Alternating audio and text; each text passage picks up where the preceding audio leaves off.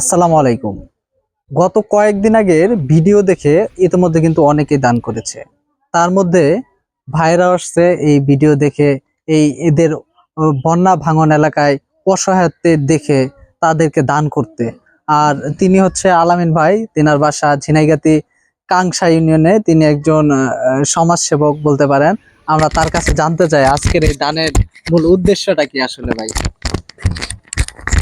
বিসমিল্লাহির রহমানির রহিম। আসলে আজকে এই দানের মূল উদ্দেশ্যটা হলো, গত কয় তারিখ ছিল ওটা,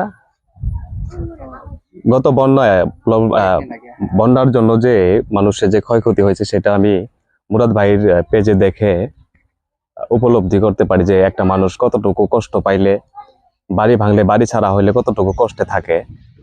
আমি ইতিমধ্যেই অনেকে দেখেছি সহযোগিতা করার জন্য। আমি ভাবলাম যে আহ যেহেতু তারা অসহায় মানুষ, তাদের পাশে আমিও যদি থাকতে পারি তাহলে নিজেকে ধন্য মনে করব। এই জন্য আজকে তাদের সঙ্গে দেখা করা বা সামান্য কিছু সহযোগিতা করার চেষ্টা করেছি।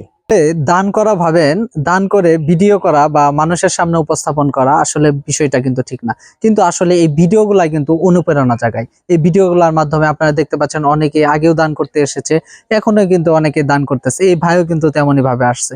অবশ্যই ঝিনাইগাতি হেল্পলাইনের পাশে থাকবেন, ভিডিওগুলো অবশ্যই শেয়ার করবেন। ধন্যবাদ সকলকে।